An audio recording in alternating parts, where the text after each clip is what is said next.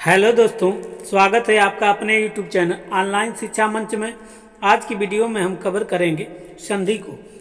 देखिए, संधि बहुत ही महत्वपूर्ण टॉपिक है जिससे सभी प्रतियोगी परीक्षाओं में क्वेश्चन पूछे जाते हैं। तो आज की वीडियो में हम बहुत ही शानदार तरीके से जानेंगे संधि को। वीडियो बहुत बेहतरीन होगी, वीडियो में अंत तक बने रहिए। जिन दोस्तों ने अभी तक हमारे चैनल को सब्सक्राइब नहीं किया है वे हमारे चैनल को सब्सक्राइब कर लें, बेल आइकन को प्रेस कर लें ताकि आने वाली नई वीडियो की नोटिफिकेशन उनको मिल सके। तो आइए सबसे पहले जानते हैं संधि का अर्थ। देखिए, संधि शब्द का अर्थ मेल या जोड़ होता है। परिभाषा को समझते हैं। दो निकटवर्ती वर्णों के परस्पर मेल से जो विकार या परिवर्तन होता है वह संधि कहलाता है। जैसे महाधन इस बराबर महेश। अब आइए संधि विच्छेद को जानते हैं। देखिए, संधि विच्छेद का अर्थ होता है पृथक करना या अलग करना। जब किसी संधि के बने शब्द को तोड़कर दो भाग किया जाए और तोड़े हुए दोनों भाग अपने शब्दों का अलग अलग सही अर्थ देते हैं तो इस विधि को संधि विच्छेद कहते हैं। जैसे पुस्तक धन आलय बराबर पुस्तकालय। देखिए, यहाँ पुस्तकालय के दो भाग पुस्तक और आलय हैं और दोनों सही अर्थ दे रहे हैं। अब आइए जानते हैं संधि के भेद को। देखिए, संधि तीन प्रकार की होती है। पहला है स्वर संधि, दूसरा है व्यंजन संधि और तीसरा है विसर्ग संधि। तो आइए पहले भाग स्वर संधि को जानते हैं। देखिए, दो स्वरों के मेल से जो विकार या परिवर्तन होता है उसे स्वर संधि कहते हैं। जैसे विद्याधन आलय बराबर विद्यालय। अब आइए जानते हैं स्वर संधि के प्रकार। देखिए, स्वर संधि 5 प्रकार की होती है।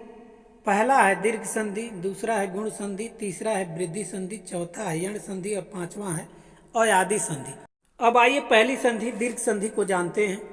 देखिए, यदि हरस या दीर्घ अ इ के बाद यदि हरस या दीर्घ अ इ आ जाए तो दोनों मिलकर दीर्घ आ इ हो जाते हैं, तो वहाँ दीर्घ संधि होगी। परिभाषा के कहने का अर्थ यह है कि यदि ह्रस्व स्वर पहले आए, दीर्घ स्वर बाद में आए या दीर्घ स्वर पहले आए, ह्रस्व स्वर बाद में आए, जब दोनों मिलेंगे तो दीर्घ हो जाएंगे, तो वहाँ दीर्घ संधि होगी। जैसे आ की संधि को देखते हैं। जैसे धर्म धन अर्थ बराबर धर्मार्थ, तो धर्म का अ अर्थ का अ ये मिलकर आ हो जाता है, तो म पे आ की मात्रा हो जाती है। उसी प्रकार हिम धन आलय बराबर हिमालय, तो हिम का अ आलय का आ ये मिलकर आ हो जाते हैं, तो मोह पे आ की मात्रा हो जाएगी। अब आइए छोटी ई और बड़ी ई की संधि को देखते हैं कि छोटी ई और बड़ी ई का निर्माण किस प्रकार हुआ है। एग्जाम्पल लेते हैं। रवि धन इंद्र बराबर रविंद्र। रवि की छोटी ई, इंद्र की छोटी ई ये मिलकर बड़ी ई हो जाएंगे, तो वह पे बड़ी की मात्रा हो जाएगी। उसी प्रकार मही धन इंद्र बराबर महिंद्र। मही की बड़ी ई, इंद्र की छोटी ई ये मिलकर बड़ी ई बनाएंगे, तो ह पे बड़ी ई की मात्रा हो जाएगी। अब आइए ऊ और बड़ा ऊ की संधि को देखते हैं कि ऊ और बड़ा ऊ का निर्माण किस प्रकार हुआ है। तो भानु धन उदय बराबर भानुदय। भानु का छोटा ऊ, उदय का छोटा ऊ ये मिलकर बड़ा ऊ बना रहे हैं, तो नौ पे बड़ा ऊ की मात्रा हो जाएगी। उसी प्रकार लघु धन उर्मी बराबर लघुर्मी। तो लघु का छोटा ऊ, उर्मी का बड़ा ऊ ये मिलकर बड़ा ऊ बनाएंगे, तो यहाँ लघुर्मी में घ पे बड़ा ऊ की मात्रा हो जाएगी। अब आइए दूसरी संधि गुण संधि को जानते हैं। देखिए, यदि अ और आ के बाद ई या बड़ी ई, ऊ या बड़ा ऊ और इसी स्वर आए तो ए, ओ और अर हो जाता है, तो वहाँ गुण संधि होगी। कहने का अर्थ यह है कि यदि अ और आ के बाद ई या बड़ी ई आती है तो ए हो जाएगा। यदि अ आ के बाद ऊ या बड़ा ऊ आता है तो ओ हो जाएगा।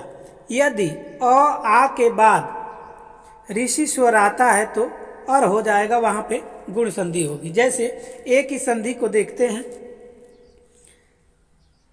जैसे नर धन इंद्र बराबर नरेंद्र।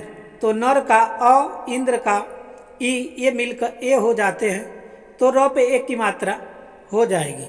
उसी प्रकार महाधन ईश बराबर महेश।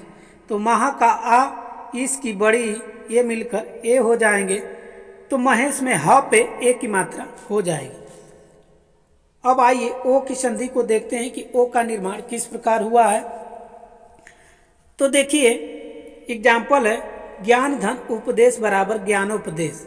ज्ञान का अ, उपदेश का उ, ये मिलकर ओ हो जाते हैं, तो ज्ञानोपदेश न पे ओ की मात्रा हो जाती है। उसी प्रकार महाधन उर्मी बराबर महोर्मी। महा का आ, उर्मी का बड़ा उ, ये मिलकर ओ हो जाते हैं, तो ह पे ओ की मात्रा हो जाएगी। अब अर की संधि को देखते हैं कि अर का निर्माण किस प्रकार हुआ है। एग्जाम्पल है, देव धन ऋषि बराबर देवर्षि। तो देव में अ और ऋषि का ऋषि ये मिलकर अर हो जाएंगे, तो देवर्षि हो जाएगा। जैसे परिभाषा में बताया था कि अ आ का जब ऋषि से मेल होगा तो अर हो जाएगा। उसी प्रकार दूसरा एग्जाम्पल है, महाधन ऋषि बराबर महर्षि। तो महा का आ और ये ऋषि मिलकर अर हो जाएंगे। देखिए गुण संधि को पकड़ने का सबसे बढ़िया ट्रिक यह है कि कहीं पे ए की मात्रा दिखे तो वह गुण संधि होगा। जैसे रमेश, महेश, सुरेश, इस पर ए की मात्रा है, तो जहां पर ए की मात्रा दिखे वहां गुण संधि होगा।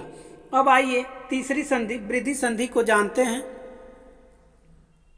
देखिए यदि अ आ का ए आय से मेल हो, यदि अ आ का ए आय से मेल हो तो अ आ का ओ आव से मेल हो तो अव हो जाता है, वहां पर वृद्धि संधि होती है। परिभाषा के कहने का अर्थ यह है कि यदि अ आ का ए आय से मेल हो तो यदि अ आ का ओ आव से मेल हो तो अव हो जाए, वहां पर वृद्धि संधि होगा।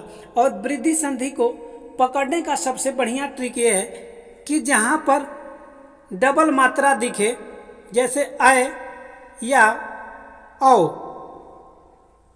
की मात्रा दिखे, वहां पर वृद्धि संधि होगी। जैसे गुण संधि में हमने पढ़ा था कि एक मात्रा दिखे ऊपर तो गुण संधि, लेकिन यहाँ पे अगर डबल मात्रा दिखे तो वृद्धि संधि होगा। आइए इनसे संबंधित एग्जाम्पल देखते हैं। सबसे पहले जानेंगे आय की संधि। जैसे एक धन एक बराबर एक, तो एक का अ एक का ए ये मिलकर आय बनेगा, तो क पे आय की मात्रा हो जाएगी। उसी प्रकार महाधन ऐश्वर्य बराबर महेश्वर्य, तो महा का आ ऐश्वर्य का आय ये मिलकर आय बनेगा, तो ह पे आय की मात्रा हो जाएगी। अब देखते हैं आगे औ की संधि को कि औ का निर्माण किस प्रकार हुआ है। तो वन धन औषधि बराबर वनौषधि। वन का अ औषधि का ओ ये मिलकर अ होगा, तो न पे औ की मात्रा हो जाएगी। उसी प्रकार महाधन औषधि बराबर महौषध। महा का आ औषधि का औ ये मिलकर औ बनाएंगे, तो ह पे औ की मात्रा हो जाएगी। अब आइए चौथी संधि यण संधि को जानते हैं। देखिए यदि छोटी ई बड़ी ई, छोटा उ बड़ा उ और इसी के बाद भिन्न स्वर आए तो छोटी ई बड़ी ई का य, छोटा उ बड़ा उ का व और ई को र हो जाए तो यण संधि होगी। परिभाषा के कहने का अर्थ यह है कि साधारण तौर पर समझिए कि यण संधि में ई को य, उ को व और ई को र हो जाता है। जैसे देखते हैं ई को य की संधि को। एग्जाम्पल है, यदि धन अपि बराबर यद्यपि। ई को य, यदि का ई तो ई को य हो गया, तो यहाँ पे य हो गया। उसी प्रकार अनुधन अय बराबर अन्वय। अनु का उ तो उ को व हो गया, तो यहाँ पे अन्वय हो गया। उसी प्रकार ऋषि को र की संधि देखते हैं। जैसे पितृधन आज्ञा बराबर पित्राज्ञा, तो पितृ का री तो री को र हो गया है। अब आइए पांचवी संधि अयादि संधि को जानते हैं। यदि ए आय ओ और स्वरों का मेल दूसरे स्वरों से हो तो ए का आय, आय का आय, औ का आव के रूप में परिवर्तन हो जाता है, वहां अयादि संधि होगी। परिभाषा के कहने का अर्थ यह है कि ए को अय, ए को अय, आय को आय और औ को आव हो जाए, वहां पर अयादि संधि होगा। अब आइए इनसे संबंधित उदाहरण को देखते हैं। जैसे देखते हैं अय की संधि को। जैसे ने धन अन बराबर नयन, तो परिभाषा में हमने पढ़ा था ए को अय, तो ने ए को अय नयन हो जाएगा। उसी प्रकार आय की संधि देखते हैं। गय धन अक बराबर गायक, तो आय को आय, तो यहाँ पे गायक में आय लगा है। उसी प्रकार अव की संधि को देखते हैं। पो धन अन बराबर पवन, ओ को अव, पो में ओ को अव हो गया है, तो पवन, पवन में अव हो गया है। उसी प्रकार पव धन अक बराबर पावक, तो अव को आव, पव का अव और अव को आ हो गया है, तो पावक में आ हो गया है। तो दोस्तों, आपको हमारी वीडियो कैसी लगी? अगर वीडियो अच्छी लगी हो तो वीडियो को लाइक एंड शेयर करिए, चैनल को सब्सक्राइब करिए। धन्यवाद।